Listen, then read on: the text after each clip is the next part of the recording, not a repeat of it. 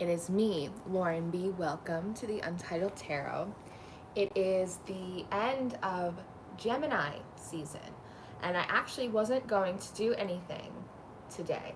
But then I felt this big call to do a video, to do like a collective reading for the end of Gemini season. And I've had all of these downloads come in today, and I had quite an interesting morning.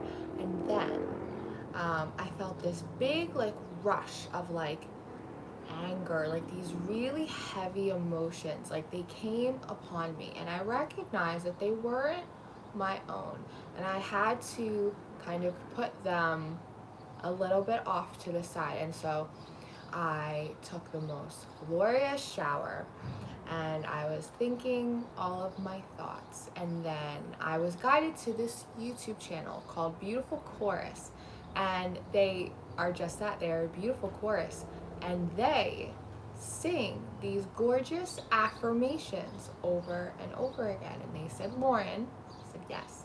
They said, go sit down and meditate to this playlist of these affirmations. And I pinned it at the top of the live chat over here. And I've been sitting here for nearly an hour, just listening to these affirmations with my eyes closed and just listening to the birds, and they're giving me all of these visions and all of these things they want me to talk to you guys about today.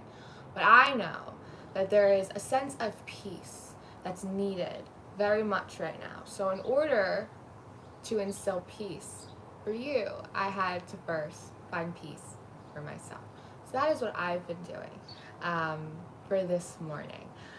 So I do have 2 new decks that I got yesterday from Palmer. Thank you so much, Palmer. I'm absolutely loving and adoring these decks. They're so existential and they're so interesting and strange to me. I have the Feel Tarot, and I also have the Dream Keepers Tarot. And so I may go back and forth with them today. I don't know how long we're going to be on here. I think we might spend a bit of time today and really kind of work through some of these energies. I think it's important. And before we do that, I want to do a little bit of a meditation, sort of like last weekend, how I did a little bit of like energy clearing and reset before we went and did mini personals. Today, I'd like to just take like a few moments and meditate, and I found a beautiful frequency. 432 seems to be a frequency that really resonates with me very heavily. It is an earth frequency. It is aligned to the universe. It brings in a lot of relaxation, and so I'd like to take a couple minutes and do that, and kind of just set the mood, set the vibe, really kind of instill peace, because I think everyone needs that right now. If you notice the thumbnail on this live, it's one incense stick, and it, for some reason, it's split at the end, almost like a 2-headed snake, very Geminian. And when I had lit it, both tips burned separately, but as they continued to go, they came in unison. And that is how they finished. And I have my candle over there, my big white candle, with all of my roses and all of my rose quartz and my bay leaves and all of my things. So it's like, in comparison to how I was feeling a few hours ago to now, it's a world of difference. And so I really wanted to kind of anchor that into my spirit.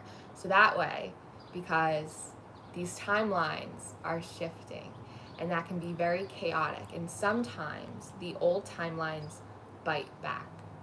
And sometimes that means that you have to show a little teeth and you have to bite back. But sometimes the most effective and healthy and beneficial thing is to just smile and send it love, and let it know that it played its part to get you where you are. But you're okay now to move forward confidently and safely. So I want to, and I see you guys in the chat, I just don't want to, I'm still in very much of my meditative state, and I don't want to lose it. So after the meditation, I will look at the chat and I will say hello to everyone, but I want to stay in the field that I'm in right now because it's quite glorious. So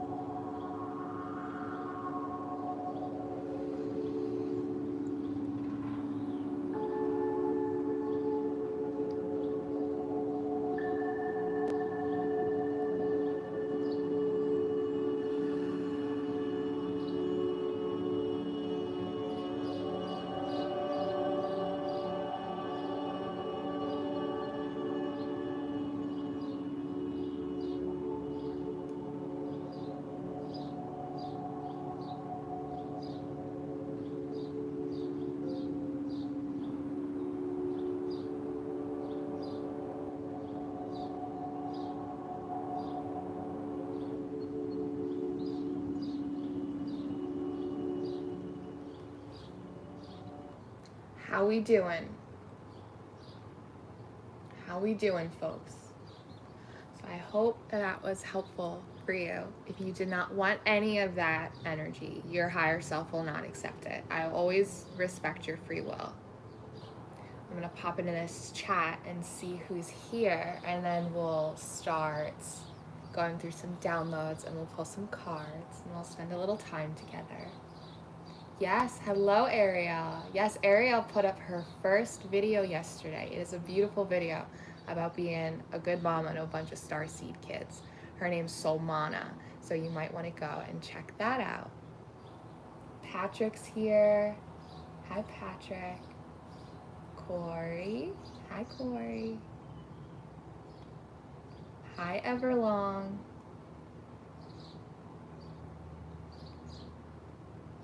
Oh, you know them? You know them, Corey? They're wonderful, beautiful Corey. They just found me today. I found them. They found me. Hi, Garrett. Isha. Hi, Isha. Lex Sharp. Hello from Florida. Gemini rising and moon. Ooh. Oh, good. I'm glad my energy is relaxing. The crowd drain today. I saw your video this morning, Patrick, about your dream.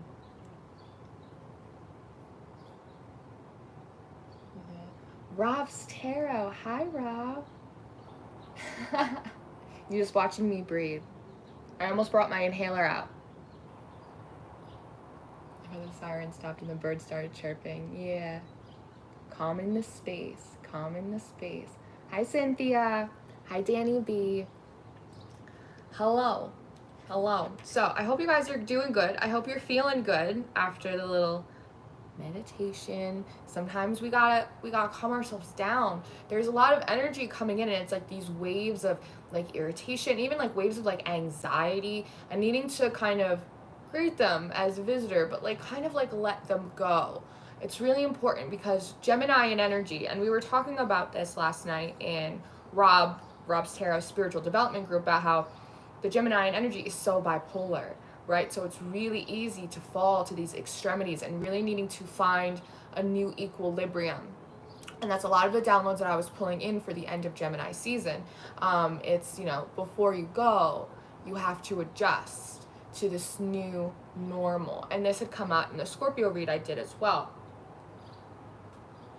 And I think everyone's been feeling a little off for a while. And there's a variety of reasons for that. We've been in retrograde. The Schumann has absolutely no respect for anyone. There are timelines collapsing. It's Gemini season. There's 50 shades of why you may not have been feeling like yourself. And I think that a lot of us have been waiting to go back to like feeling like ourselves, like feeling normal, but that hasn't been happening. And so there is part of this rumbling in the spirit as well. Like, when am I going to feel like myself again? But yourself has grown and evolved in so many ways without you even realizing it. And so it's you having to get to know yourself again, readjust to these new aspects of you that contradict the old aspects of you. And so some of this timeline collapse, some of this, the past wanting to fight for its place, like any of that kind of stuff, it's dissolving. Yeah. There's a dissolving happening and needing to adjust to a new normal that's really coming in for you. And that is kind of strange when you're on a spiritual journey for so long and you finally figure out who you are and your place in the universe and how things work out. And then there's all of this new information. Gemini likes a good debate, right? All of this new information that contradicts what you thought you knew about yourself, what you thought you knew about creation, about the universe, about how things work. And then that leaves us feeling a little bit unstable, right? Because the things that, spiritually speaking, that have been our bread and butter, right? They're not sliding anymore. And so it is, everything is shifting. I think in the Scorpio reading, I equated it to like being like on a waterbed, right? It's like, you know, you are on some kind of foundation, but the thing's moving, the thing's shaking a lot. And in my meditations this morning, a lot of what I got was kind of being submerged in water.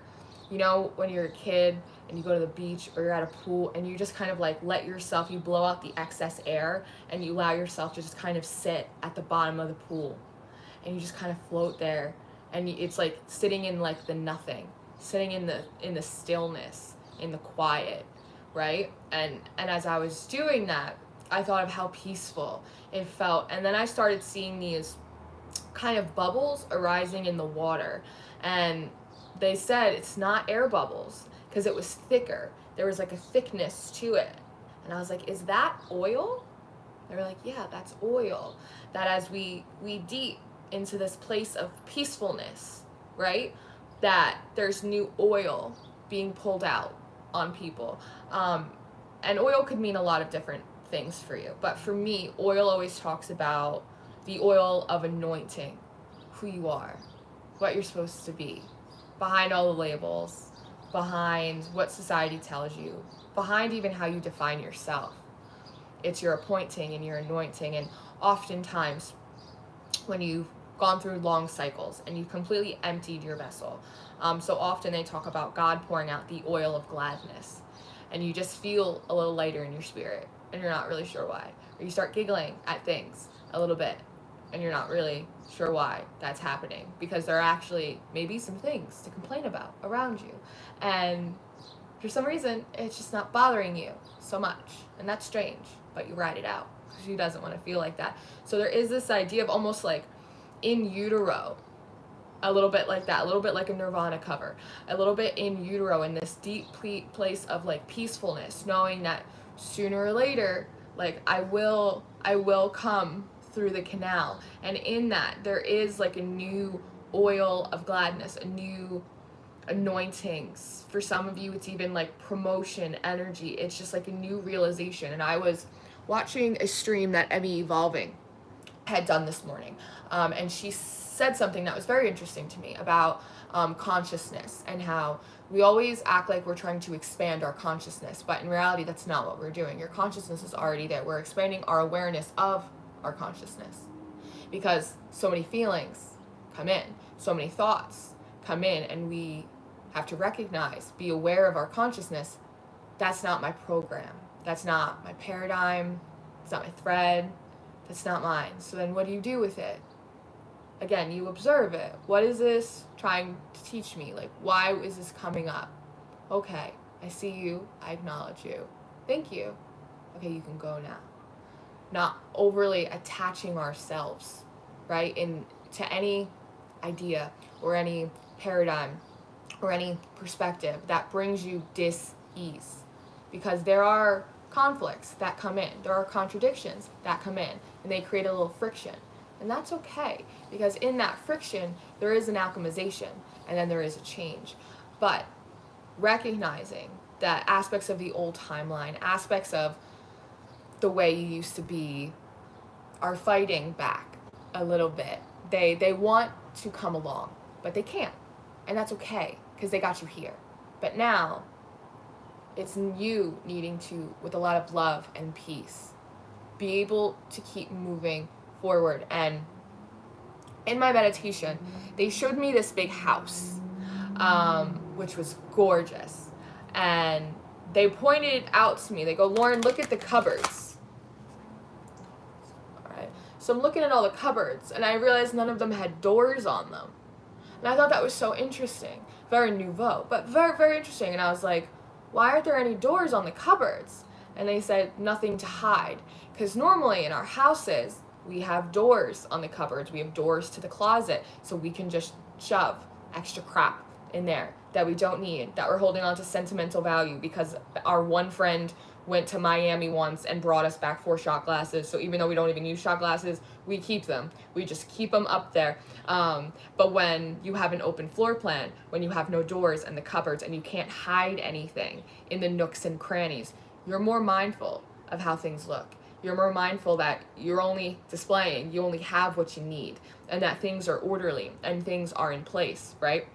There's a lot of internal, like spiritual, like house cleaning that it seems like is going on.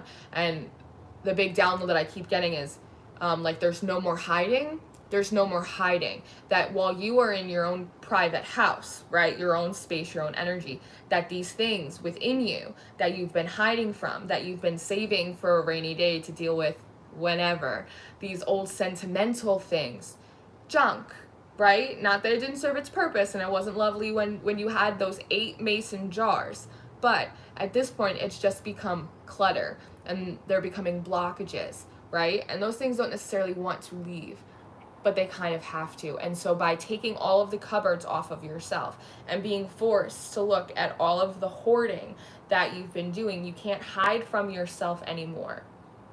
It's not allowed. And I thought it was so interesting that there is this level of openness and vulnerability, that there are these aspects of ourselves that we're really being required to look at, to inspect, to clean up and reorganize, right? In alignment with where we're going and who we're growing into at our own pace, but nonetheless. And I thought it was so interesting that the house that you were in, your own sacred space, was glass. And, you know, they brought it to my mind, like, you know, people in glass houses. And they gave me this vision of, like, someone looking in to, like, my house, my glass house, and almost looking a little bit confused and almost going to say something, but then looking around at the clutter in their house and then just kind of sitting back down. And I thought that that was very interesting, that the more open and vulnerable, when we take the doors off of the cupboards and we see everything that we have to do and restructure, it makes us so much less able to look at other people and judge them. There really is this, you can't hide from yourself, but you also can't hide from other people. For so many of you, there are so many aspects of yourself that you've been hiding, ways in which you haven't been stepping into your power, ways in which you've been romanticizing your insecurity or your self-deprecation. And those are things that are not quirky attributes anymore, and other people can see them. And that's okay. Let your freak flag fly. Allow yourself to be vulnerable. But if there are things, right, that you don't want people to see, you have to ask yourself why that is. Is because it's just for you and it's just private, or because them seeing in is expanding your awareness of why you're hiding things, or why you're not fully showing up or fully embodying your potential or your power, or again, romanticizing your insecurity or your self-deprecation, purposefully playing yourself small so that way other people won't look at you and then judge you, which is very, very common, right? But because we can no longer hide from ourselves, and because we can no longer hide from other people, it feels like there's a transparency that's there, that people moving forward are going to be able to see right through you, just as you are going to be able to see right through everyone else, which is a little bit scary.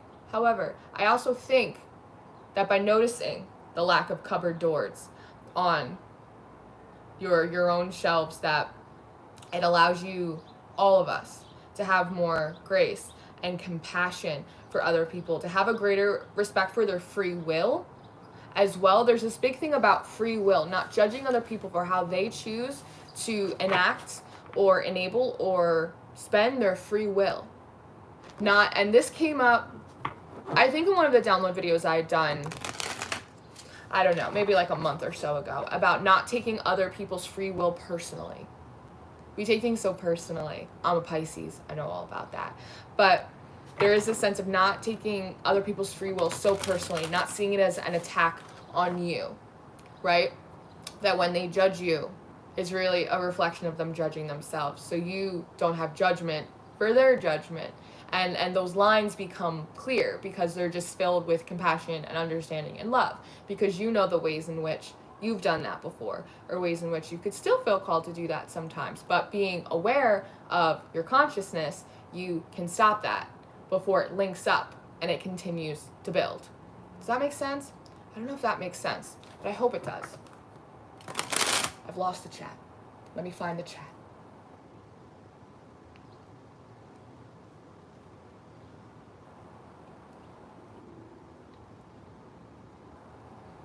I was wrecked yesterday, feeling that cry drain today. Oh yeah. Oh yeah. I was having a big Joni Mitchell moment last night, Patrick. I understand.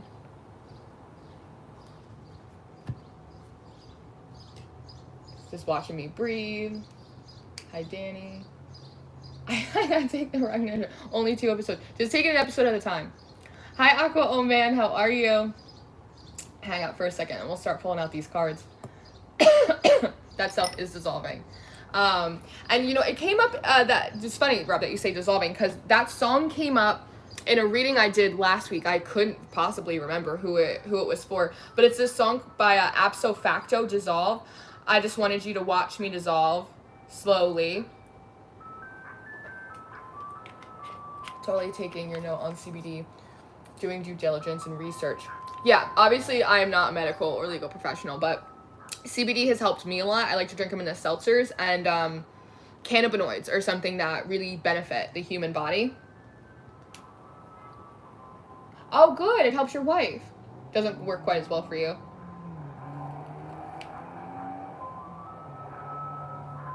I just had a cousin find a black onyx stone and writing on it, and he gave it to me as a gift. I'm smiling. That's amazing. That's wonderful. Deep underlying lesson that we are ever evolving and flowing. Yeah, absolutely. Definitely too quickly. I almost had psychosis going on last week. Oh, I didn't fix you. I just helped in any way I could. All it took was a microwave and some aluminum foil. Beam me up, Scotty.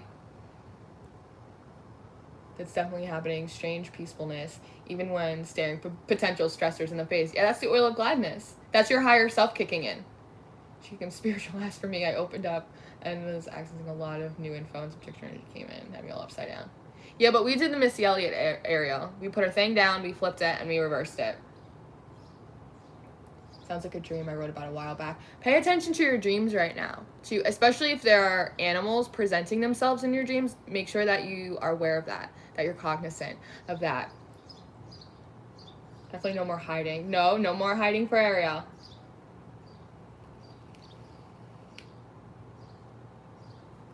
Chaos Rising. Hi from Canada.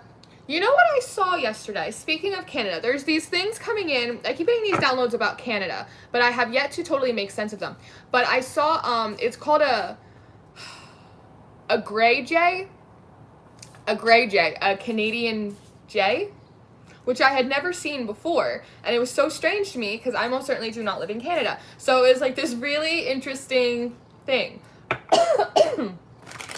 I've been seeing some really strange birds that are not normally in my area, and especially not at this time as well. So I think that there is something about that, and that had come up in the, I believe it was the Capricorn reading about changing territories, moving territories. Your territories are always established in spirit before they come down into the natural. And so there is something about changing territories, and also expansion of gifts. Right, like you may, there's an idea of recognizing and being aware of yourself outside of the labels that you put on yourself. So say you are a tarot reader, and then next thing you know, they're drawing you to runes or sigils, or they're drawing you to candle magic or elementals or earth grid work. It's the idea of us no longer being able to be one-trick ponies as well, and really needing to own all aspects of ourselves. We've worked so hard to integrate and acknowledge and own our light as well as our dark aspects. But there's also this sense now that work is evolving in us recognizing that we're not one-trick ponies, that we can do a lot of stuff. Part of the reason that we're down here is to master alchemization, is to master energy manipulation. And so there is an expansion of skills that's going on. So you have an entire toolkit. You don't just have a hammer or a nail. You have a hammer and a nail and a screwdriver and other stuff that's in toolboxes, because I don't really know so much about that. But the analogy sticks. The analogy stays. It's very interesting. Like I know they've been calling a lot of you guys to runes. I haven't felt super drawn to runes. They've really been drawing me to sigils.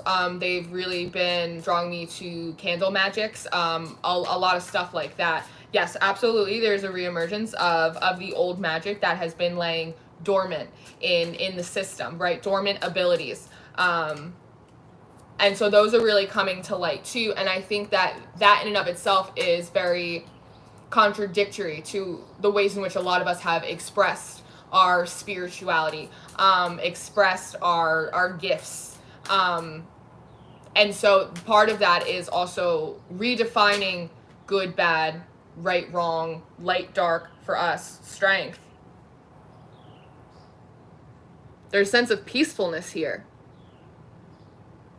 She's vulnerable. She's naked. And it's this idea of feeling solid, feeling stable, feeling whole, even in your most vulnerable of aspects, even in areas where you may feel a little bit like a novice, even in new places with new faces where you are not sure how people are going to be receptive to you. It's the idea of still keeping our chins like very, very high, not allowing ourselves to be so easily drop back down into anxiety, drop back down into fear, into self-judgment, into hyper-fixating on how other people are perceiving us in those moments. There is something here to that, and her eyes are closed, and she's so at peace, and she doesn't need any armor. She doesn't need a sword.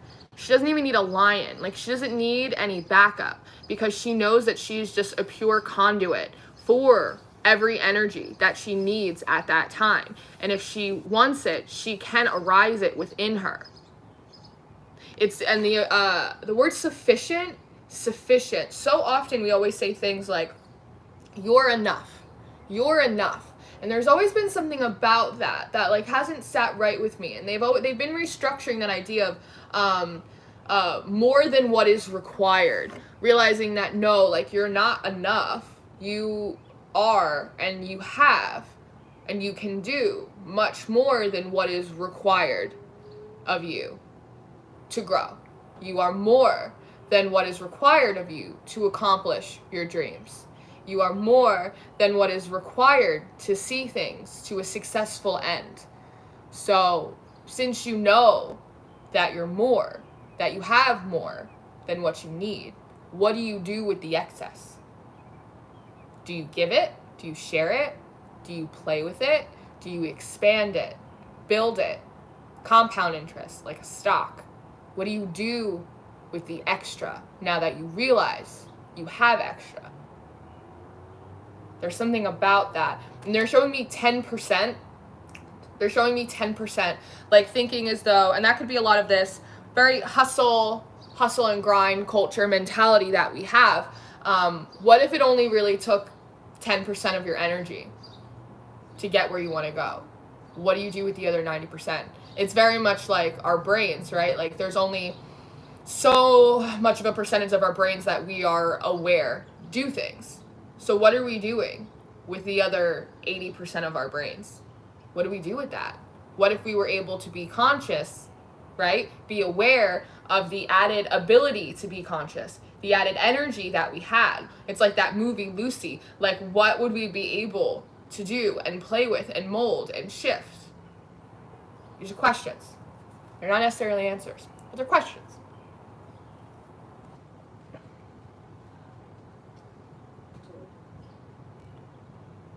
Pigeons. My husband saw pigeons on our power lines behind our house in Florida. I've never seen them here. It was like they were looking into our house. Yeah, I've been getting stuff like that too. Hi, Cindy. Rosa. I'm glad I listened to myself today. You told me to look up your name and I found your life. Oh, wonderful. And so lovely. We're happy to have you. Name's Melissa equals the honeybee. Traversing the land of his life. That's beautiful. Sweet Melissa. This is literally something I want so bad, but still struggling, dipping down all day.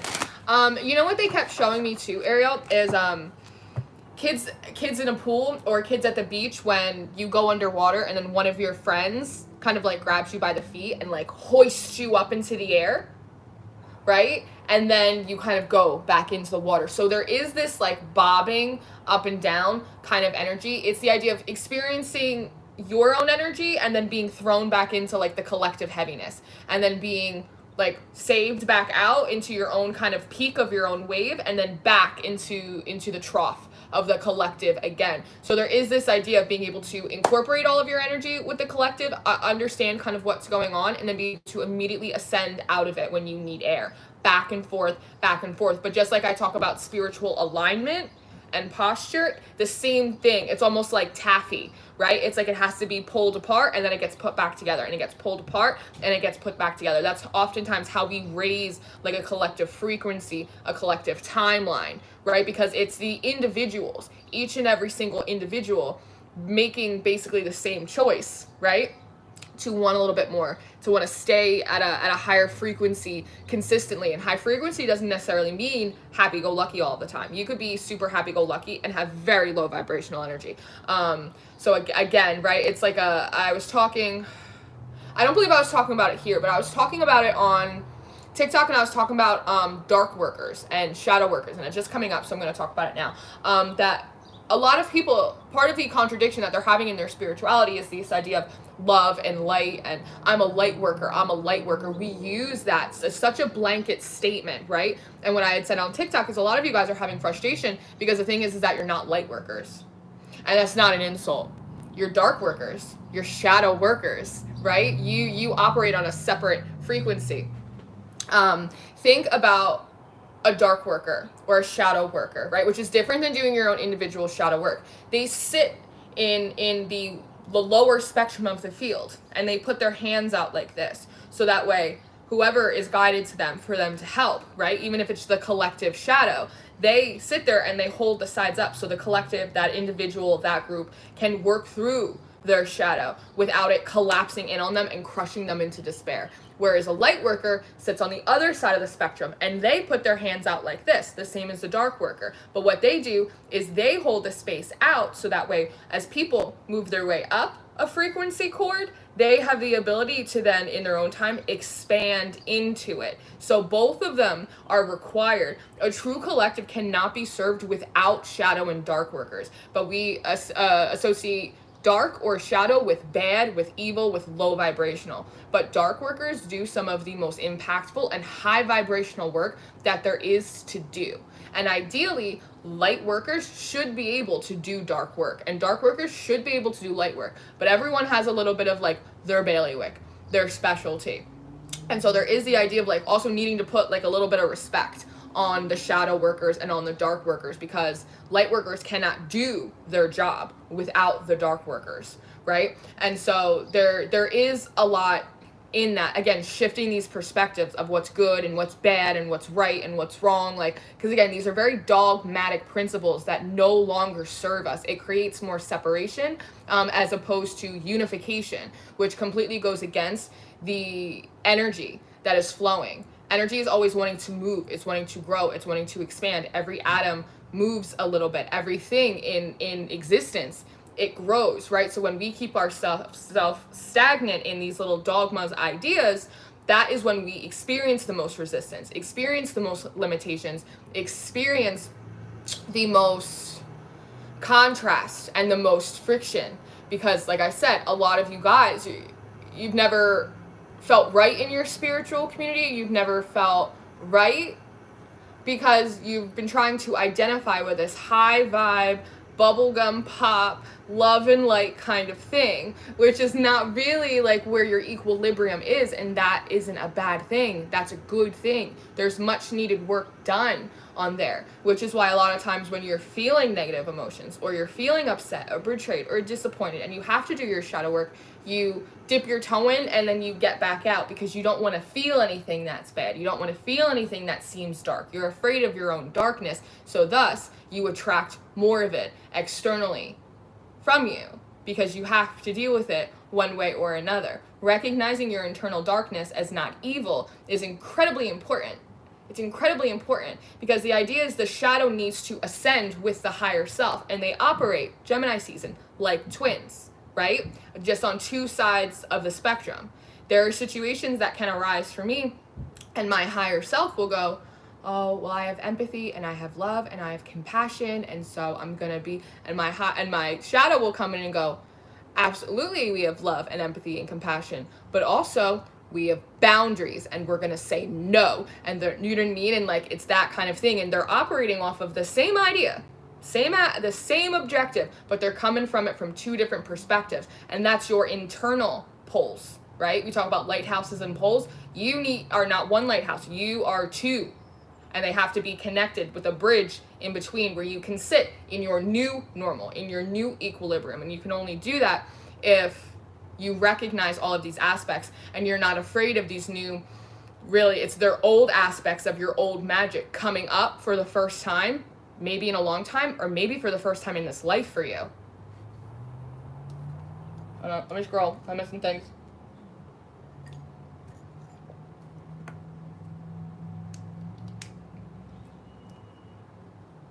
St. Patrick.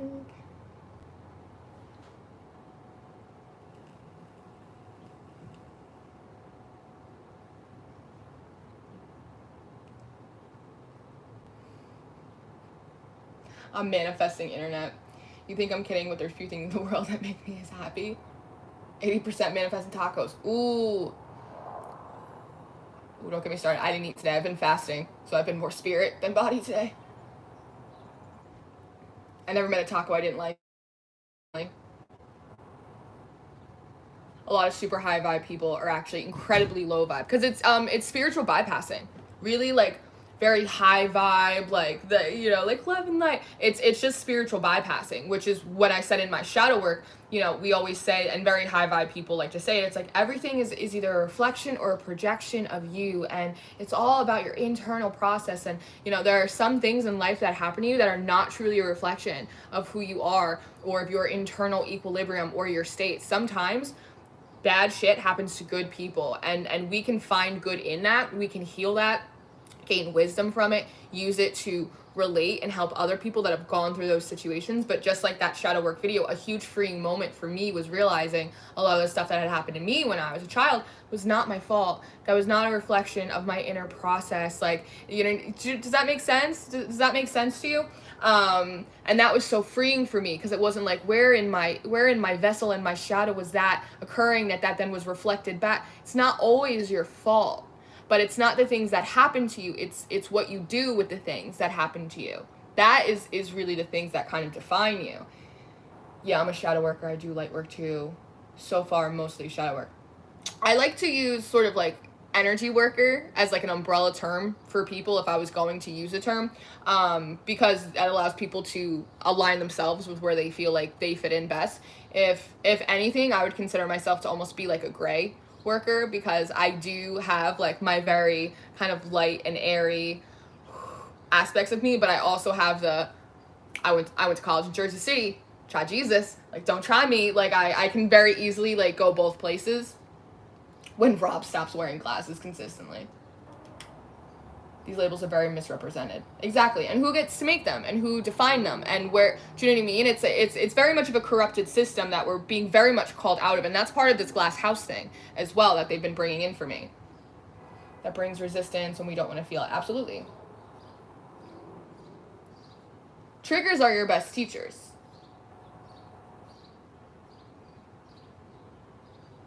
May I ask a question? I wonder when to say what I see in people or not. How do I know when I'm supposed to share it? Or is info for me? I get a lot of people pissed off.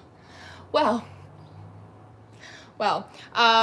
you know, that's a lot about discernment. And oftentimes if you're noticing something in someone else and it does feel like it needs to be addressed, there is a way to bring it up. There is a way to address it without necessarily making another person feel called out or attacked.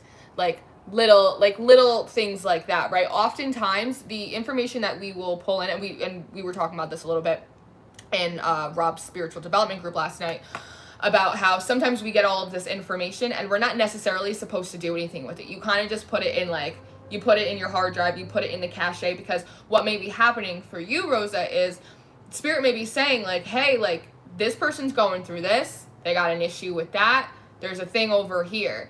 And just so you know, if this person acts in a certain way, it's not about you. Don't take it personally. Don't absorb their energy, because they're just giving almost you a heads up is kind of what I'm intuiting. Is they're giving you a heads up. Like, listen, this person got some shit going on right here. Like, you don't necessarily need to address it. You don't need to be Mrs. Fix-It. But just so you know, if they start acting some kind of funny way, don't feel like you got to take on this hero savior complex, which is also a thing coming out of this savior complex that a lot of people have. And don't feel like it's your responsibility right? You don't have to put yourself in unnecessary lines of fire either is coming in. I just got on here. Is this why the last few days emotions have been crazy? Yeah, Gemini season. So much crying, getting hit with emotions of anger, hopelessness. Your shadow is what does the fighting for you. You gotta put respect on the shadow.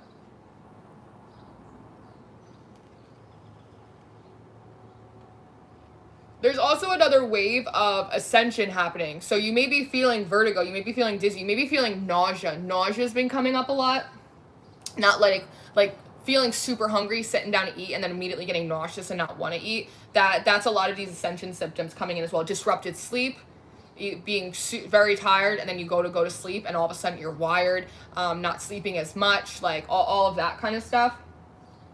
It's the craziest I've ever been. I know it's not on mine, and I feel like I can't fake anymore.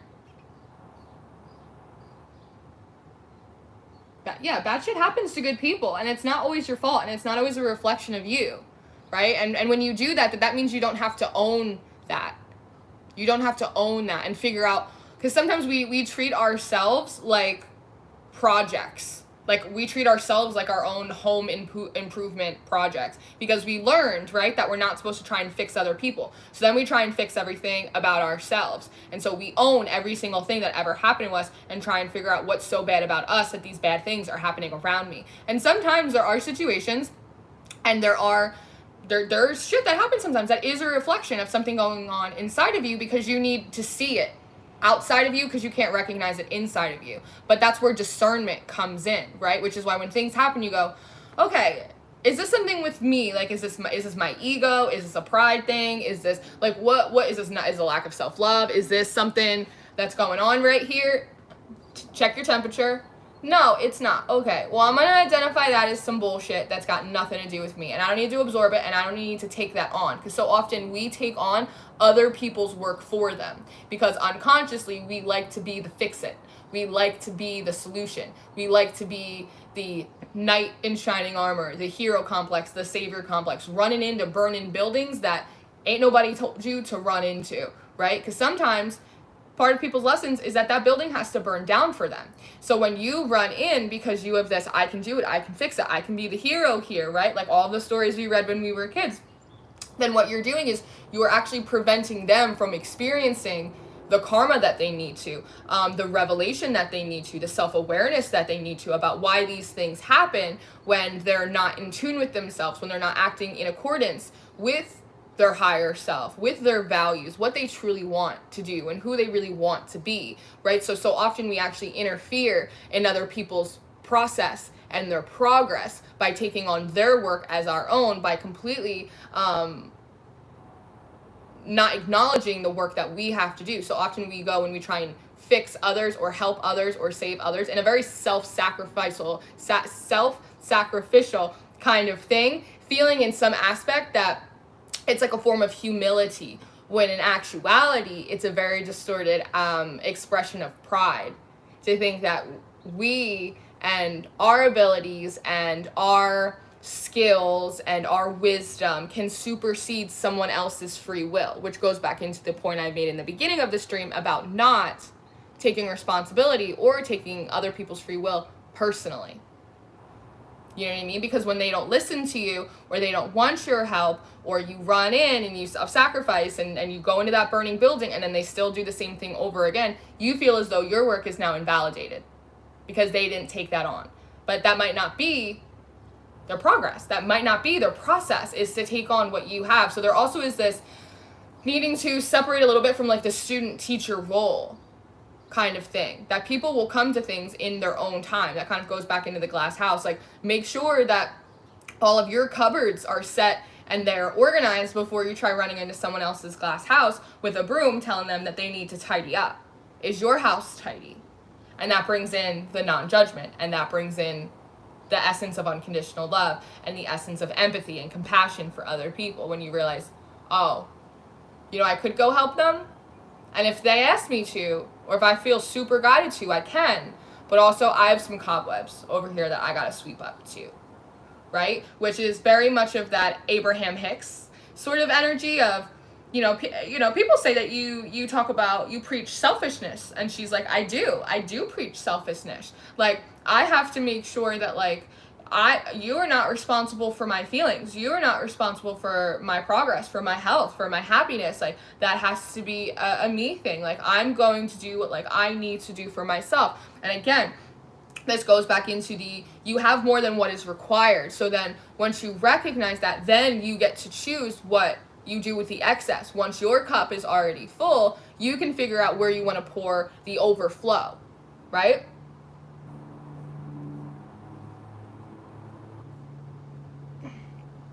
Hit with the wave of depression.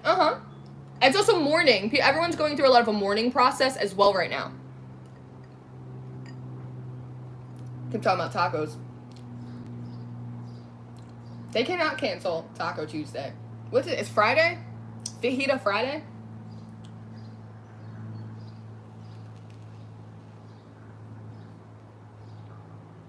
Nauseous, not sleeping. I never saw The Incredibles, but it sounds incredible.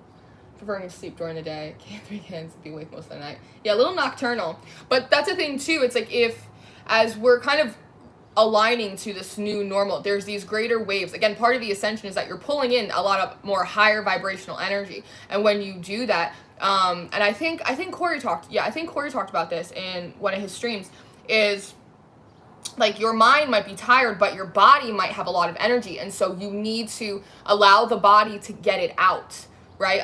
Go for a walk, go do something, exert that energy, do something tactile, do something with your hands, like do something to get that energy out, right? Because there is like a lot of these waves of new energy with the ascension that's going on right now, individually and collectively, that's why no one's sleeping that well or sleeping that long or having disrupt, right? It's that kind of thing. Big bursts of energy and then like real big bursts of exhaustion and then getting a second wind. And so it's like the idea of not trying to control the wave, just ride it. You feel up? Okay, be up. You down? Okay, be down. Ride that out and allow yourself to just kind of do that. Because it'll be easier than fighting against the current, right? It's like when you drift too far out and then you hit like what do they call it, like a riptide. It's like don't try and swim and exhaust yourself getting to shore where you feel like it's safer. Just go horizontally, just ride the current as it's going, and then you will make your way much more easily. Back pain. Hi, Dee.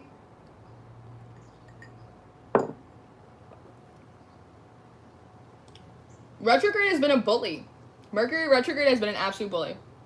Garrett, girl, I'm trying to fill my own cup, but Lord knows I do not know what I need at the moment, but this is definitely resonating.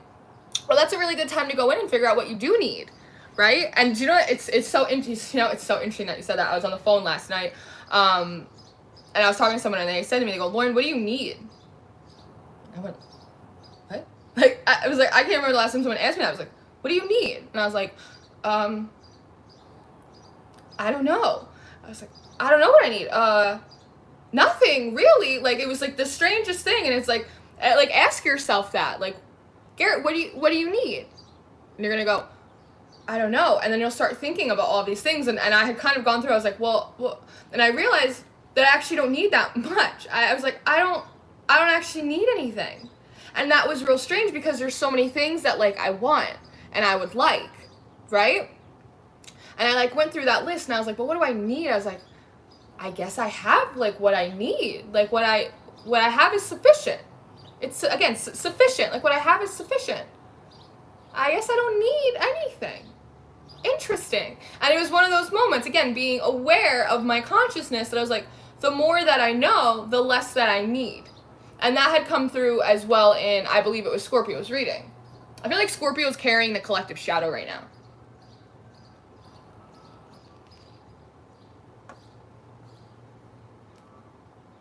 The end starts at the beginning. Yeah, absolutely. The Ouroboros. I'm laughing at the lights flickering. I pay attention to that. Are there lights flickering here? Rosa, you were right about that. While trying to give yourself unconditional love at the same time. Ask yourself that. Because I had never even thought to ever ask myself that. Or ask anyone, like... And, like, I worked in the service industry for years. And I was like, what's going on, guys? Like, what do you need? Like, but I never thought to, like, ask that to myself. And I've never had someone say that to me before. It was, like, it was such a simple statement, but it was, like, a very profound moment for me. Lauren, what do you need? And just stood there and just, like, held that space while I had to figure it out. It was incredible. It was absolutely profound. Let me see. I'm going to keep pulling. This is the field tarot right now that I'm using. Ice cream track. The ice cream track keeps coming back around quite a bit, which is talking a lot about like the inner child. The inner child. The star. Gorgeous. Look at this. Thank you, Palmer. These cards are beautiful. Look at this.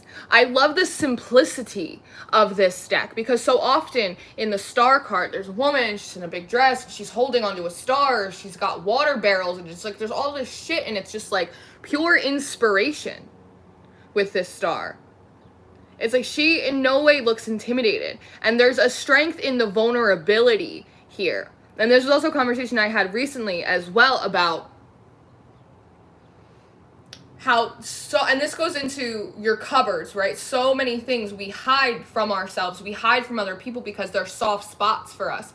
They're vulnerabilities. And it's something that had occurred to me when I did my shadow work video, and I didn't realize that it was until I talked it out with this person, that those points of vulnerability, because originally when I had done my shadow work video, I wasn't gonna make it, I wasn't gonna post it. I was like, wow, this is a really profound moment for me. And I've always, and you guys know, I've always thought it was very important that there are aspects behind the scenes for people like myself who do what I do, to show you guys a little bit that like there are no high horses, there are no preachers, there are no teachers. Like we are all in the same collective field, we are all like in the trenches, like we are all in the same ocean together. And they had made it very apparent to me that it was very important that I allow that vulnerability to be shown in such an aspect. And when I had done it, I had felt such a point of like healthy pride for myself, because I realized all of those places in me, in my spirit, that I had been hiding from myself, not wanting to do the shadow work on, or acknowledge, or even look at long enough to heal, or express to other people, because I thought that they were these like dark, vulnerable places. But in those moments, I realized that my points of vulnerability were in fact my points of strength, and my points within me that I thought were my strength were actually my vulnerabilities. So there is this switching of it, right? It's like, Lauren, I know that I'm a badass. Like, I know that I'm a spiritual warrior. Like, I know there is not a thing that I cannot kill, slay, extract, exorcise. Like, demons are more afraid of me than I am of demons. And like, that is like, I'm strong in that aspect, but that's actually my weakness, because I identify too much as that. I identify too much with my masculine energy, too much with my brute force and strength and power, and not enough with my softness and my sweetness and my inner femininity, which is truly my strength.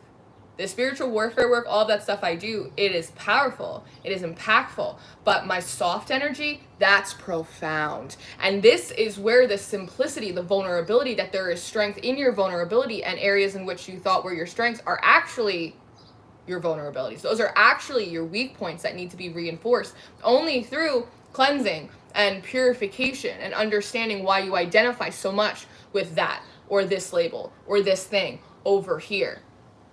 That you, in fact, are the star. Does that make sense? I hope that makes sense. Bye, Patrick. Thank you for coming. Thank you. Come again. There is something in that. And I just, there's something about this deck that, like, it just kind of sings me. The simplicity. She has no tools. It's like there's nothing to catch the star, right? It's like she is the star. It's something...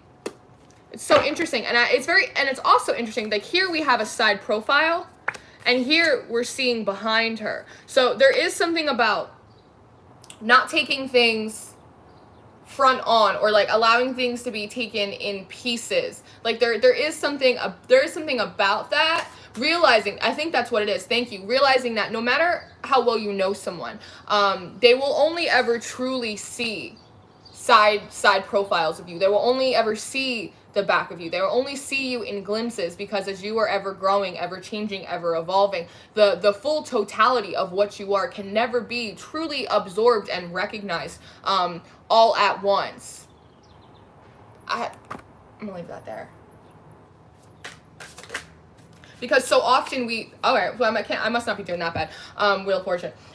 Because so often we have these kind of crises of not feeling recognized or appreciated. And I've struggled with that as well, or feeling as though people don't understand us. But then it goes in the question of how well do you understand yourself? I'm doing a new thing. Do you not see it? Do you not recognize the new aspects of yourself? In what ways do you not fully understand the totality of what you are, of what you're capable of, because of labels, limits, dogma, preconceived notions about what you can and cannot do, and what you like are good and not good at, and who you're supposed to be, and what's wrong and what's bad and what's evil and what's high vibe and what's acceptable. We've worked so hard to pull ourselves out of the matrix only to create our own individualized version of it.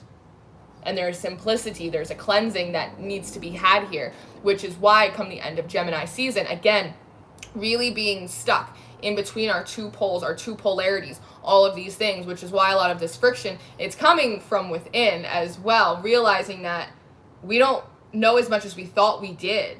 And that's hard for intuitive people, because we know a lot that other people don't know, secrets of the universe, but we barely understand ourselves. And every time we think we fully understood ourselves, some new information comes in, and we either have to decide to ride with that current and let it see how it plays out, or we have to fight against it and stay in the limits in which we've put ourselves in.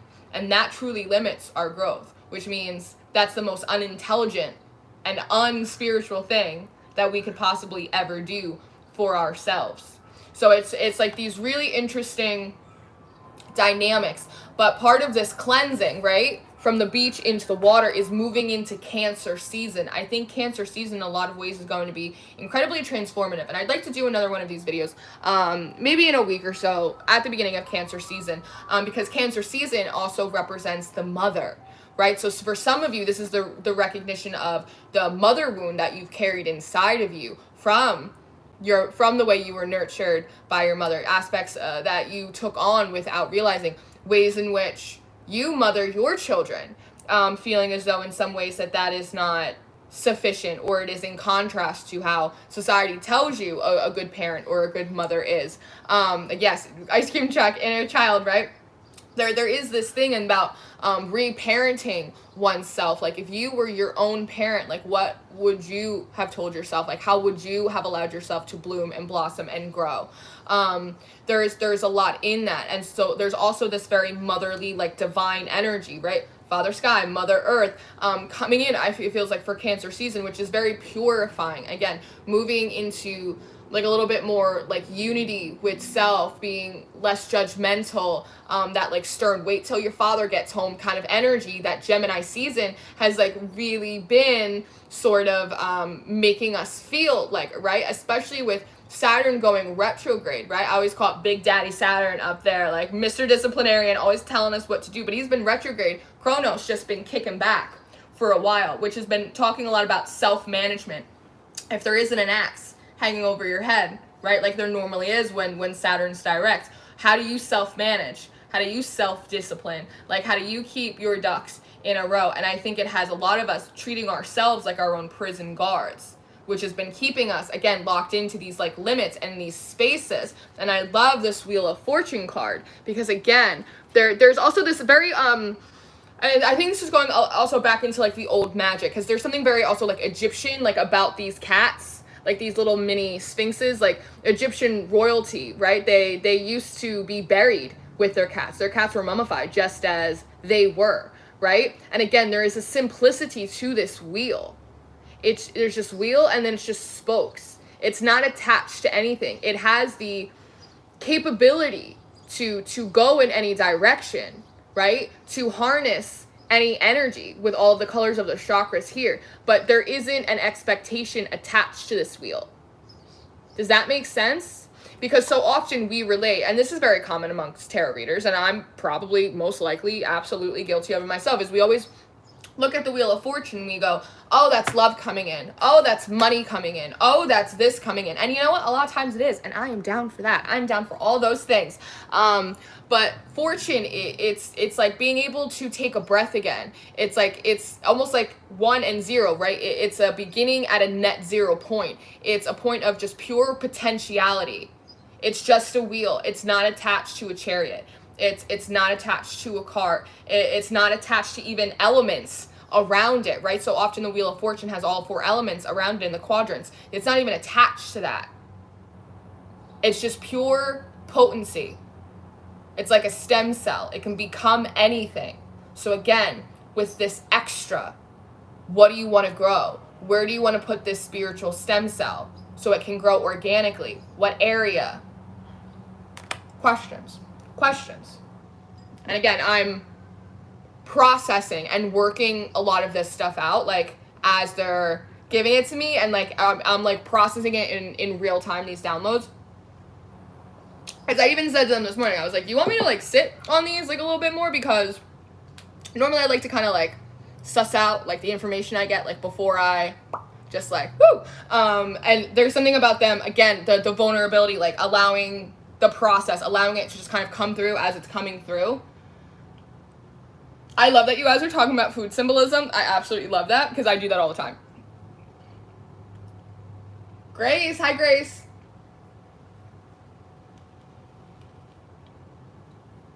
That's right, D. That's it. Mint ice cream, get on with your bad self.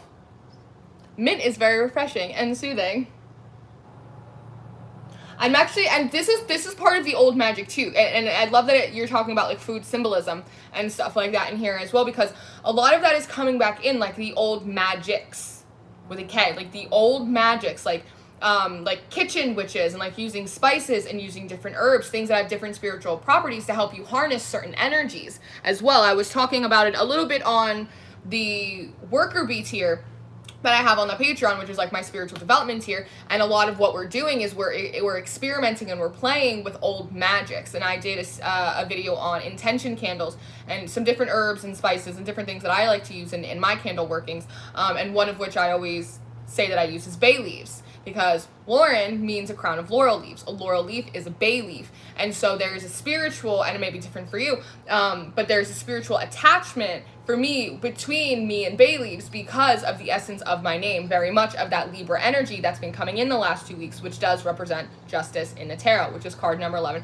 which talks about alignment and portal energies, moving through these new gateways as just pure potential without needing to know what the label is, what the outcome is going to be. There's also a lot of the friction that a lot of y'all have been feeling in Gemini season is being forced to release from expectations and outcomes as well. Really just freeballing it like through the universe, which is a little bit terrifying, but it's the idea of once you go around in your head of the worst possible outcome and expectation for everything that could happen for you, then you just hit net neutrality. And you just let it play out. And like, I think Sam did a video and she had labeled it, and it's something that keeps just let it play out. Don't put any expectations. Just see where it goes. Because even in very like micro ways, we like to try and manage and control where everything is going. And it is likely going exactly where you would like it to, or if anything, a place that's even better and more expected than that.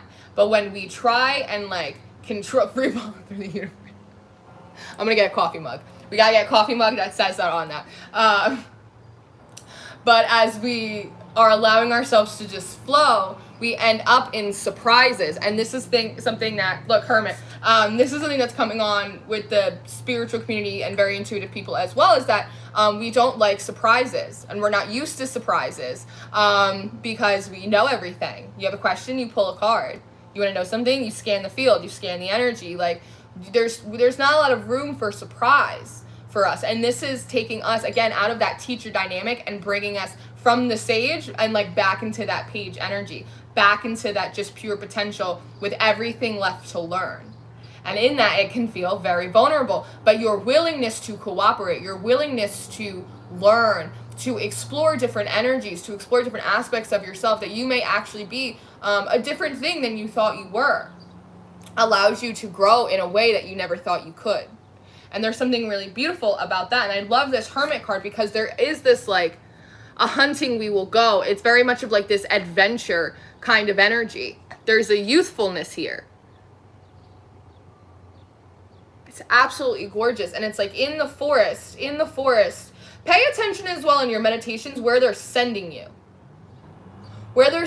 Because in my meditations, oftentimes they send me to very particular places. But recently they've been sending me to different landscapes, different climates even, than I'm used to. And it's very strange for me, and it's part of the expansion of territories. And I've been mentioning it in the readings for a while about us needing to be able, again, not being a one-trick pony, to, hi Brian, how are you? To be able to be proficient in not just our dominant element, right? So maybe you are a water sign and you love the beach and you love rivers and you love lakes, and in your meditations they're sending your ass to the desert, or they're putting you on top of a mountain, or they're throwing you in the middle of woods like Katniss Everdeen, and like that doesn't really make sense because you don't know how to alchemize earth or air or fire. You're good with water though, but you can't just be a one element alchemizer. That's not how it works. It's a spiritual chemistry, right? So for me, I operate so well with fire. I'm a water sign, but I have enough fire in my chart that I harness fire extraordinarily well. But what I'm not as good with is earth. So in a lot of my meditations, what they'll have me do is regeneration. They'll have me be growing things, right? Taking plants or trees that are dying and then regenerating them. And that's unusual for me, and that's a little bit uncomfortable because I'm not as good at it. And so that's part of the like the stretching and the extension of making sure you're proficient in a lot of different things as well. I didn't do too good in chemistry. I never had to take chemistry. I barely made it out of bio, to be honest with you. And that brings up a really beautiful point as well, is that, again, you may be good at things come the end of Gemini season into Cancer season. You may be realizing that you're good at things you didn't know that you were good at, things that you didn't know you knew. I have a learning disorder in math. They call it a spatial reasoning disorder. So I have a hard time with patterns. I have dyscalculia, so oftentimes I'll see numbers backwards. That was a real problem for me when I used to be a cashier at a grocery store. But in so much of the energy work that I do is I actually basically work through binary code, because the universe is made up of numbers. So oftentimes when I'm scanning someone's field and I'm doing work and clearings on them, I actually get their spiritual, their vibrational binary code, and I'll be able to find the bug in the code, and I'll be able to remove it, Control Alt Delete, and then create a bridge, insert a new code, right? And I don't know, I'm not good at math. I do not compute, but had I not allowed myself to just allow those visions to come in and explore it, I would have never known that maybe maybe 2 and 2 equals 6 down here, but up here, I'm a fucking wizard. I am Tesla. Like, I'm figuring out all of this kind of stuff. Things that I don't even know that I can do until I allow myself to be stretched to that capacity.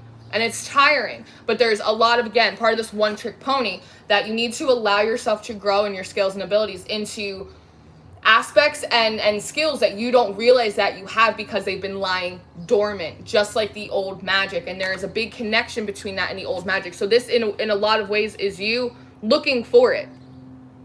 You looking for your old magic. And again, looking at yourself with curiosity as opposed to criticism. What else can I do? This is this inner child, this healed inner child coming out to play.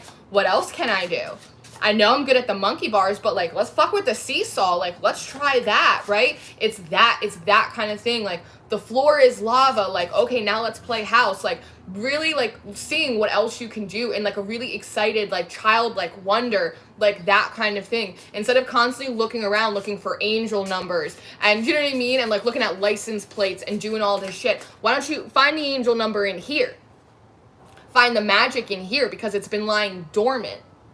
And it needs to come out. It needs to come out. And part of it starting to rise up to the surface is the thing that is actually the real catalyst. It's truly not the retrograde. It's truly not the Schumann resonance. It's just breaking up the density so you can actually see all of the old magic that's been living inside of you for Lord knows how many lives that it hasn't been utilized, right? And again, all things in creation need to grow. They need to go through their life cycle. So when you're not using your old magic, when you're not using these skills and abilities, you're actually working against nature.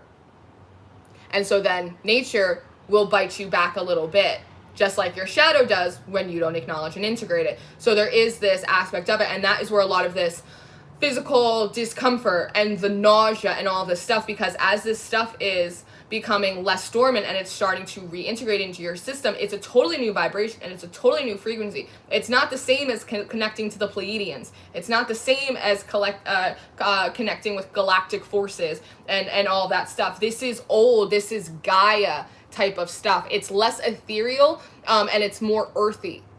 And because we're always talking, you have to ground, you have to ground, you have to ground, because we're so separated from where we actually are and where we actually live, right? And I've said it a bunch of times. We go through this ascension process as if we're going to ascend out of our humanity, and then we still get surprised when like we get cut and we bleed, because you are a human. At the end of the day, it doesn't really matter what you call yourself. It doesn't really matter where you come from, where your origins lie. You're a human, and that's a good thing. Humans are not second-class citizens. You're not in like, oh, it's my meat suit. Like, do you know how hard? And we were talking about it in Rob's development class last night. Do you know how much energy it takes in order for you to come into physical manifestation? Not everyone gets to do that. It is a privilege to be able to be flesh and blood. And I had mentioned in there as well that, you know, we always say everything's to serve you, right? Your angels and your guides and everyone, they're you know, it's here to serve you. Like, they're here to guide you. Like, if it's not in your highest and best good, like, we don't want you to do it. If it's not going to serve you, it gets, you know, it's going to get taken out, like, all of that stuff. If you had such a second-class citizen, disgusting human, non-consequential meat suit, then how come everything in the universe is set up to serve you and help you figure out how to alchemize your energy? Think about that. There's something special in it, which is why we constantly need to ground, because we're trying to ascend our way to another dimension, completely forgetting that this one matters too. This is not like the dumpster dive dimension. That's not how it works. If it was, then why is everyone coming here all of the time? Everyone trying to work with everyone here. If we were the red-headed stepchildren. We're not. Human beings are creations, chosen beings. It's creations, chosen people. You are not like little orphan Annie down here. Like, you are not an orphan. And this is part of realizing the old magic. This is part of realizing like who you are. This is realizing the more than what is required for you to be down here and like have like a decent human life. And I was talking about it on the phone last night about tarot readings, and I was like, you know, I can help you ascend to the highest of the heavens, but if your human life still sucks, then I haven't done my job. Because at the end of the day, like, you have to go to work and you have to have friends and you want to have healthy relationships and experience love and joy and sex and food and sensations, stimuli, right? It's like every moment that you're down here, you're collecting data and you're sending it back, because creation wants to experience itself, which is why you're here, which is why your creation's favorite creation, which is why everything in the universe is set up to serve you and ascend you and make you feel happy and allow you to have different experiences to realize, because creation wants to realize through every single 8 billion different lenses. And not just ours, but through the trees and the rocks and the grass and every ebb and flow of the ocean. Creation wants to experience itself, right? It's amazing. Like, it's so interesting. It's so funny because Stan just put in a new video, a Scorpio video, and it popped on my phone. It goes, all the unspoken stuff. It's wild. It's like really, really crazy. But like, that's the truth of it. It's like, be proud to be a human. Every second you're sending data back, and creation wants to also know what it's capable of, and that lies dormant in your old magic. And it doesn't come from the aliens. It comes from the earth. It comes from the ever humming and breathing rhythm that Gaia has as it grows and it wilts and it regenerates again and again. Why do you think you go through so many death and rebirth processes? You go through spiritual winters and spiritual summers, right? You have seasons that are dry like the Sahara, and then you have moments where you feel like you're drowning, and then moments where you feel like you're light as air, just buoyant, just like whoa. And then you have these moments where You're so angry that it feels like you could just burn the whole world down if someone just said one more thing to you. And it's because it is the intensity, the profoundness of the human experience that creation wants to be able to fully acknowledge in itself, which is the same thing as you needing to fully acknowledge these polarities and there's dualities and all these aspects of yourself that you refuse to because you put yourself in dogma, you put yourself in limits, that you'll be bad if you do this, or it's evil if you like that, or that's not cool with Jesus. I know Jesus. Jesus has all the chill. Mercury retrograde, the Schumann resonance, those bitches got no chill, not for a second. Jesus got all the chill.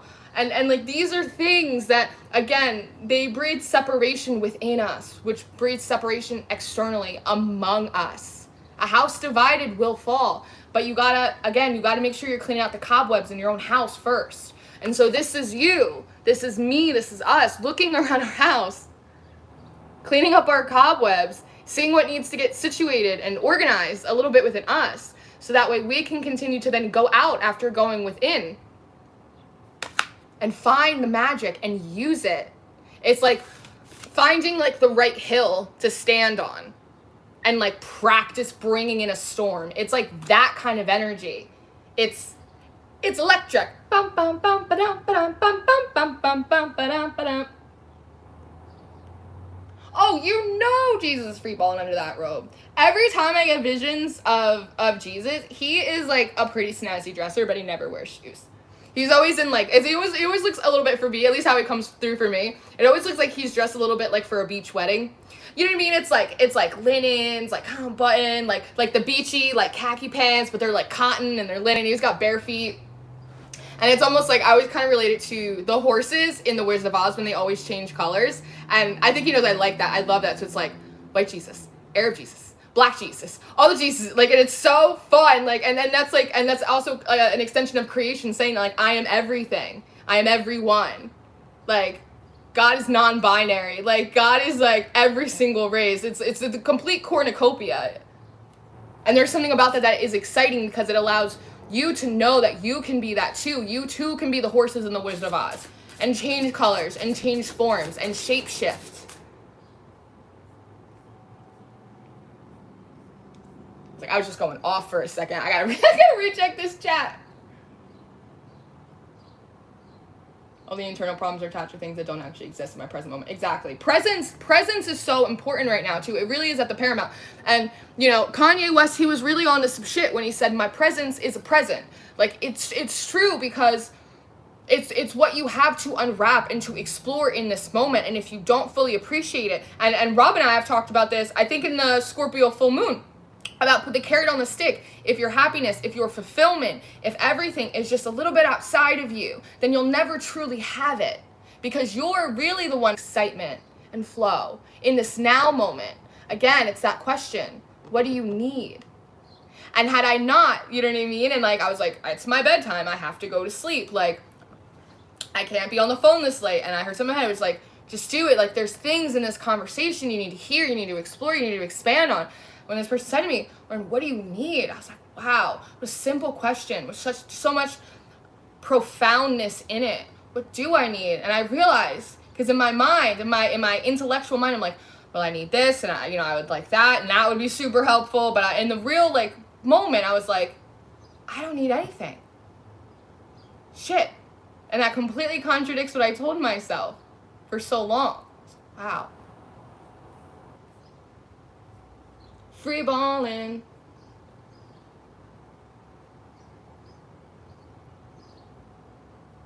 Yeah, it's so hard to stay present all day, especially when you become aware of your thoughts. A good way to do that is to come back to your body. What do my feet feel like? What's the floor feel like? Is it grass? Is it cement? Is it hardwood? What do my hands feel like? Do they feel soft? Do they feel callousy? How does my hair feel? Like, where's my breath? Am I breathing up high in my lungs, or are they deep belly breaths, like coming back into the body? I'm too good again. Baking soda volcano for my final project. Chem teacher was not impressed.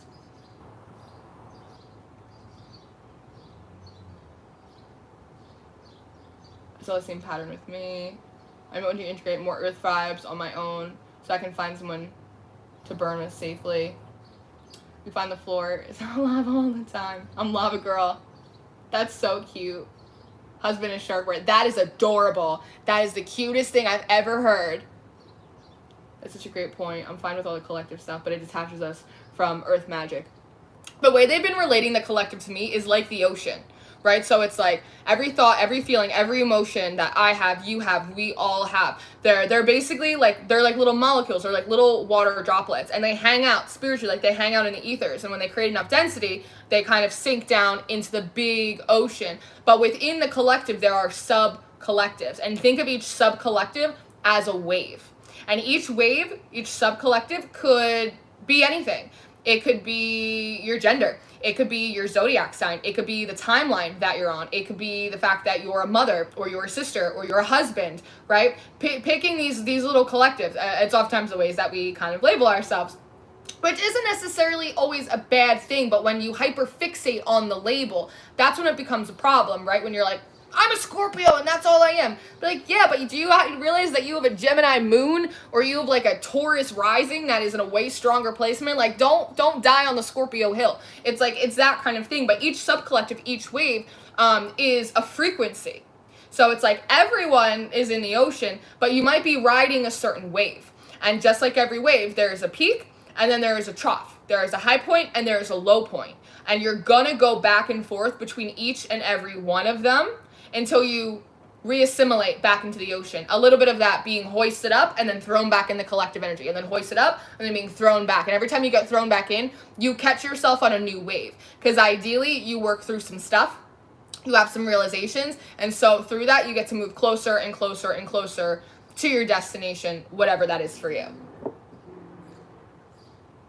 Yeah, the galactic stuff is rough. That being said, in full honesty and full disclosure, I do have a little bit of a galactic chip on my shoulder from some of the experiences that I've had, which I am still working through. So that, full disclosure. I run for months, get my physical body, get grounded, connected to Mama Gaia. Some CBD bring me more earthy vibes. Cannabinoids, hemp water. I showed it yesterday, but I'll show it. Did I show it yesterday? I think I did. I drink these little Kalo seltzers. They're great. They're just little seltzers. There's no like THC. There's no alcohol. There's nothing in them. They have 20 milligrams of CBD, and they have a bunch of other cannabinoids, which are good for you. So I like them. They help me. They give you a little woo, and then it's just calm. I'll be slamming some truth right now. It's biblical, actually, yeah. Flexible discipline, yeah. Should I go find some magic mushrooms and lay naked in my yard? Hey, that's your free will. You gotta do what you gotta do. That's what you feel called to do. I need to go back to work, but I can't wait to watch this more later on. Oh, I hope Garrett has a good day. Christian Sundberg has a great pre-birth story talking about this. They brought him to my attention before, but I never really looked into him because I was like, I don't feel like it right now. Me, I'm very rebellious and stubborn. One of my mantras is, everything is always working out. Best case scenario reminds me to always find the gift in every moment and how it is here to serve me to be fully expressed. Yeah. Hi, been lurking, had a pause for cooking, catching up. Creation wants to experience itself, just blew my mind. She who merges. Yeah, that will fuck you up a little bit when you realize that. When it's like God's in you and like that kind of thing. It's creation wants to, God wanted to play. What's it like to be God, but also feel like there is a God, which is what we have, right? What I'm the master of my destiny. I can create things, I can alchemize, I can create my own reality through my intention, but also, hey, up there, it's the same, like, it's almost like God having a little bit of an existential crisis too. Like, it's absolutely incredible. Aw, thanks, Rob. Hype, hype, hype, hype. I'm glad that you came out of the shadows. I'm proud of you. That's hard to do when you're not normally like a commenter. I love astrology for that reason. Sure, I'm a Leo, but I'm an Aquarius rising with a Cancer moon. Yeah, as I get older, and I've said it a bunch of times, I resonate a lot more with my Vedic chart than I do with my tropical chart. In my Vedic chart, I'm an Aquarius. You're perfect, friendly little alien. In my tropical chart, I'm a rising Libra, but I'm a rising Virgo in my Vedic chart, and I resonate with that too. And I'm in my Vedic chart, I'm a moon Scorpio, which I think explains a lot about me. It's funny how a lot of us wake up and expand out into all this galactic stuff only to be drawn back into our bodies and in the earth, and earth to send its master. Yeah, it's like, you know, it's like that idea that's so I love that you said that, Ariel, because it reminds me of like when you're growing up and you're like, I can't wait to get out of this town. I'm gonna go to college, I'm gonna move out of this state, right? And then you spend some time out of state, like you spend some time in another town, another place, and eventually it's like you get homesick. And so eventually you end up getting married, having kids, settling down in like a relative, even if it's not in the same town that you grew up in, it's the same state. It's the same. Does that make sense? It's like you get homesick. We always want, you know, I wanted to be a blonde. So I dyed my hair blonde for 10 years. And then I got homesick and I was like, I am going to just go back home and I feel so much more comfortable. It's the idea we get homesick for Earth. It's crazy. It's absolutely crazy. That's why to deal with ascension symptoms, we ground, right? And there's a lot of distortion in a lot of the galactic information. And this was something that was really highlighted and illuminated to me when I was talking to Corey from Founders of Light, because that's really his bailiwick about how, and for those of you that have been with me for a few months, and thank you guys so much for your donations. You guys are so sweet. Thank you guys. You guys are so nice to me. I was talking to, bye Nat, when I was talking to Corey from Founders of Light, because that is his bailiwick, I was explaining to him how I've been getting these downloads for a while about how instead of getting downloads, we're getting uploads moving forward. And through the uploads, he explained to me that a lot of the downloads that we get can be distorted because of some of that galactic stuff. And so instead, the crystalline layer of the earth holds all of like the pure data, right, of humanity and of the universe and the way things work, which is why we align to the earth and we align to the crystalline field, because that is the pure data. And that made sense to me because I didn't understand while they were telling me to upload information instead of downloading it, because sometimes we get these downloads and some of them are like a little expansive, and so it takes us a little time to digest them, but sometimes they do something screwy because there's a distortion in that. And so that is why this is like coming back to earth, like all of that kind of stuff. And I didn't really understand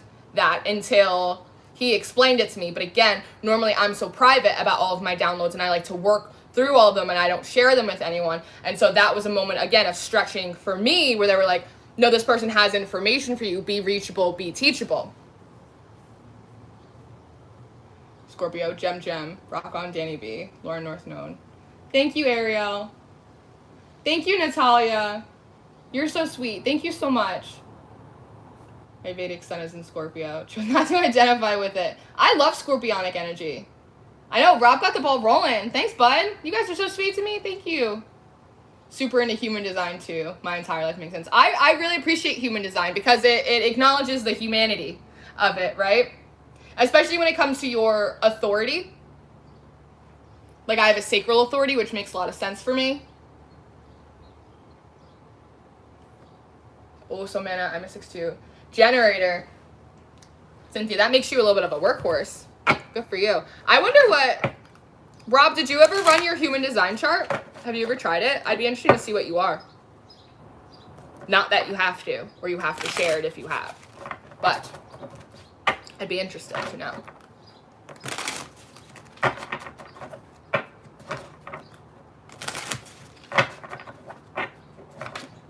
I'm a hype hippo.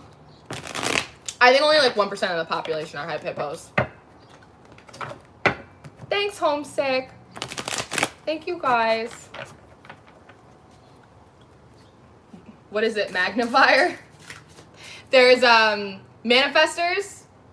Generators, manifesting generators, projectors, and then reflectors.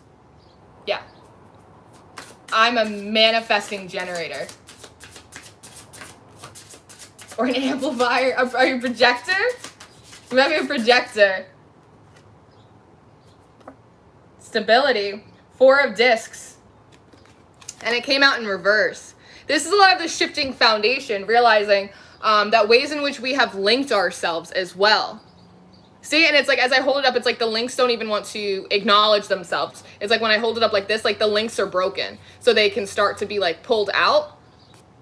Did you notice that? Because of these foundations that we build, these links that we've created to ideas, to philosophies, to dogma, to things that we think that we're supposed to do, what we're, and there is something about what you're supposed to do. Not having full revelation on like your mission as well, or wanting too much information about like your soul mission or your purpose. And this has come up as well, as that a lot of people in the readings, they ask me what their purpose is, when what they're really asking me is, Lauren, what is my profession? What should my profession be? And your purpose and your profession are not necessarily the same thing. There's something about that that is really important to make a distinction, that some of you guys might be having issues because you're trying to make your purpose your profession, and that actually isn't your path. And some of you are trying to have a separate profession from your purpose, and that is not your path either. You know, part of your purpose, for an example, could be to like mentor children, inspire them, make them feel good about themselves, make them feel capable. So you could do that as your full-time job, right? Or you could like work at a bank all day, and then you could teach t-ball after work, and that is still fulfilling your purpose without putting so much pressure on it. Because when we're putting a lot of pressure on our purposes, we turn our blessings into a burden, and they're not fun anymore. And I was talking to someone about this the other day, about how it has to be fun, right? I feel like, and I have that Capricorn North node, so for me there was a period of time in my channel where I was really treating it, I have a business, but I was treating it too much like a business, and I was treating myself too much like a machine, and like doing that whole kind of thing, and I realized that I was turning my blessing into a burden. I was sucking all the fun out of it. And then when I had that realization, it took me a while to kind of work through that and kind of shift some of that stuff around. But in like the last few months, I've been having so much fun. It's like I'm having so much fun. It's like totally like rebirth, like rejuvenated feeling, like when I sit down, when I do my work, because I'm just riding the current, like however it is, and I'm allowing myself to have fun while I'm doing it. And so the messages are better, and the energy work is better, and the quality is increased, and everyone's like more is participating more, and it's like, because I'm not over analyzing it. I'm not trying to over intellectualize my purpose, because your purpose will also change as you go on. So for a lot of you guys, part of what Gemini season has done is really throwing like a little bit of a wrench in your engine when you were like, this is my purpose and this is what I'm going to do. And the divine comes in and goes, no, we want you to find your old magic and we want you to do this instead. And you go, oh, but this is what I'm supposed to do. They go, no, but you're supposed to do this too. And you go, well, how does that work? Because that doesn't make sense with this. And they go, yes, it will, if you just get the links off. Does that make sense?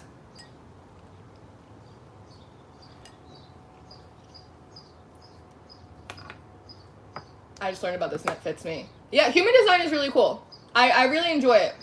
Magicianator. He gets his own category.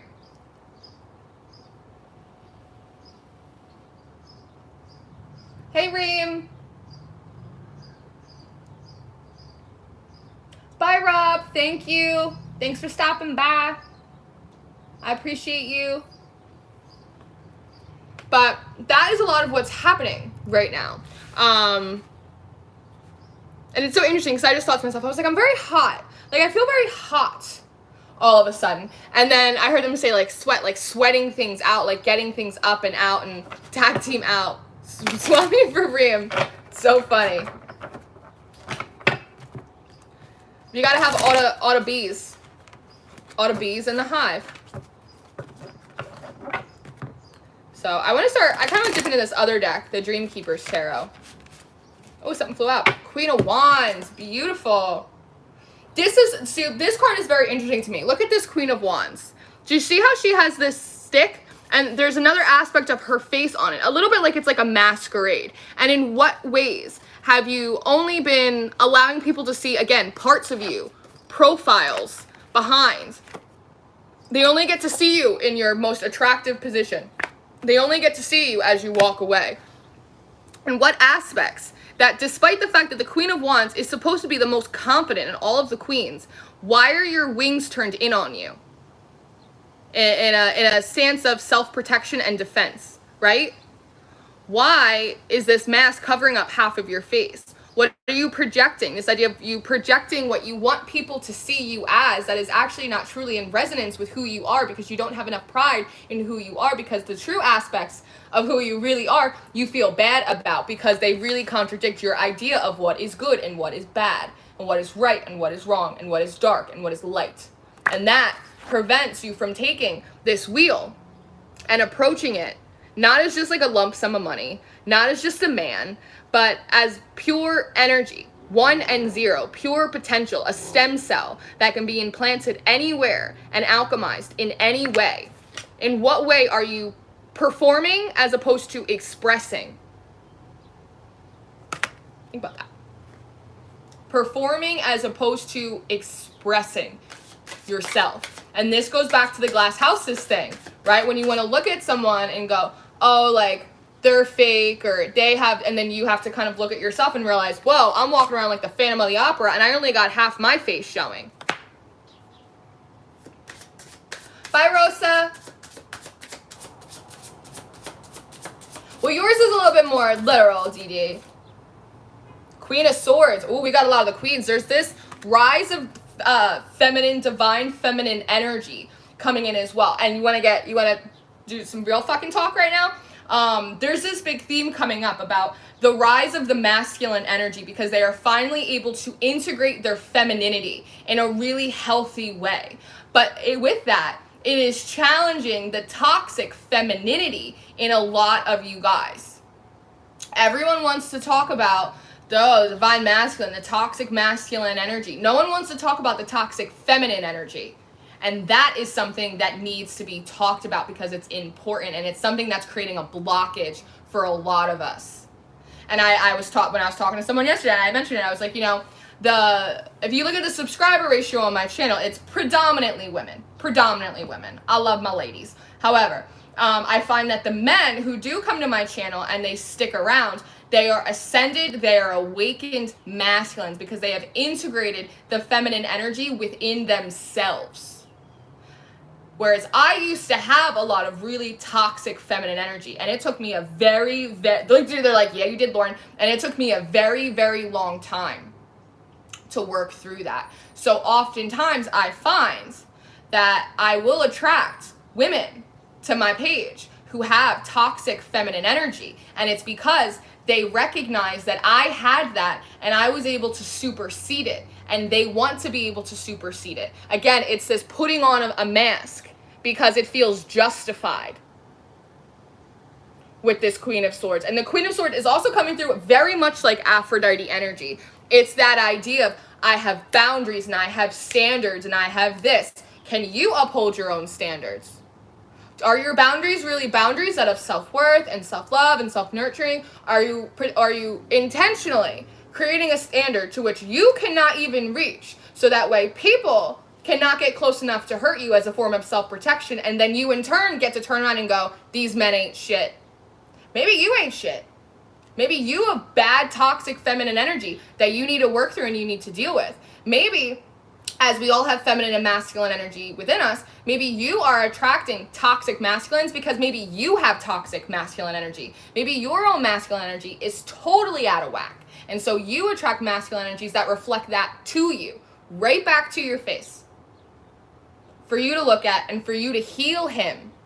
Bring in these queens and heal that masculine. Hold space for him to break down that I'm a bad bitch kind of, you know what I mean? It's like, no, you want to be a bad bitch? You want to be a good woman. You want to be a good soul. You want to be generous of spirit, free-flowing, in peace and harmony, to allow people to seek out justice for themselves.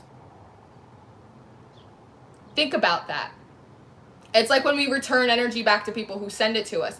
Why would you return negative energy back to someone who sent it? Send it to the divine. So often we're wanting justice, but really what we're praying for is revenge.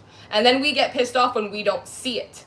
And it's because when you send that energy back, when you think in your thought place, I really want them to experience what they put me through, perpetuating the toxic masculine and feminine within you, right? The divine doesn't have to step in and enact justice on your behalf, because you already turned that negative energy to them in the most basic kind of way. Because if you really do step back and you heal those aspects of yourself that are hurt, and you forgive, and you send a blessing their way, because again, glass houses, you recognize ways in which you have acted like that in the past, ways in which you have those aspects churning around inside of you and they are unrecognized.